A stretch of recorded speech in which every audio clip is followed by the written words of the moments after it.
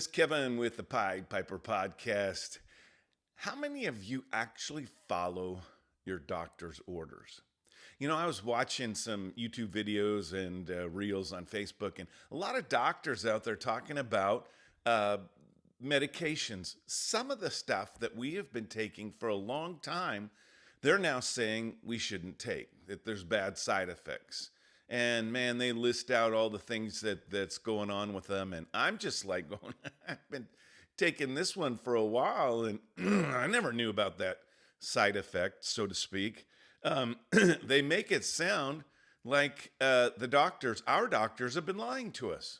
They've been prescribing things to us that we don't really need or shouldn't have or are going to kill us at some point in time in our lives. Now, following is what the Pied Piper podcast is all about. We talk about who we follow, why we follow them, where following them is going to take us, and who's following us, and where's following us going to take them. But we oftentimes follow the doctor's prescription, the doctor's orders. When they tell us to do certain things, supposedly they're the authority, and we listen to them. But I got to thinking, after I was watching some of these videos, I wonder how many people really follow the doctor's orders. Now, I got to read a study to you just real quickly, and then I'll give you that percentage. But the study says the participants' beliefs and preferences about medication prescribing encompass three major areas: the patient-doctor relationship, outside influences, and professional expertise. Important findings included participants concerning about the pharmaceutical industry and their influence on doctors. Oh, the pharmaceutical industry influences doctors. Prescribing and practicing and beliefs that are clear best medication for the health problems suffered by the patients. The conclusion of this study says patients' beliefs and preferences about medication prescribing may affect medication adherence, whether or not you and I follow what the doctor's ordered.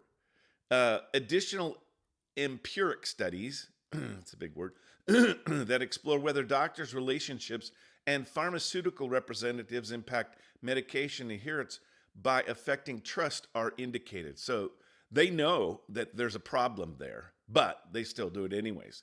It's interesting. I want to ask you, do you follow your doctor's orders? About 50% of patients do not. I repeat, do not. Somewhere around half do not follow the prescribed orders of their doctor. Isn't that interesting? We go to them, trust them, and many of them are doing fine. But I'm just saying, somehow, some way through social media, mainly, our trust in the medical field has just gone down. And sometimes it's by word of mouth from other families. I have been a hospice chaplain for a number of years now. And one of the things that I keep hearing from families that their patients, their loved ones are on hospice. They have 6 months of life to live or less, according to the doctor.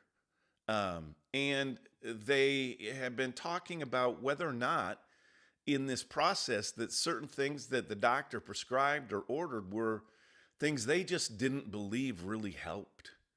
One of those things keeps coming up is chemo and radiation for cancer patients. And I have personal perspective on this from my mother passing away from pancreatic cancer. I remember her talking to me, and I called her one day. I remember specifically called her one day, and I said, "Where are you going?" I could tell she was in the car. And I said, "Where are you going?" She said, "Oh, I'm going for another chemo treatment." I said, "What for?" Because my mother had tried the Whipple surgery numerous times, and they had looked at it, and the doctor had said it's too far advanced. It's metastasized throughout her body. So I asked her why was she going to do chemo? Well, she said, number one, she was afraid if she didn't, that we would think she gave up. How sad. I told her, "Mother, that's not true. You have tried multiple times to have this surgery, and you've been in chemo treatment before. And I said, turn the car around and go back home, because the only thing that happens is that after this treatment, you're sick for 3-4 days in the fetal position on the couch. And you can't live that way. It's almost like the chemo's killing you faster than the cancer.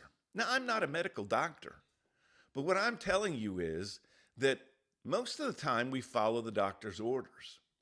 And I know doctors don't like me saying this, but they don't want you to go to some of these websites that have medical advice or give you medical advice. But I want to ask you, and we're going to talk more about this, do we follow the doctor's orders?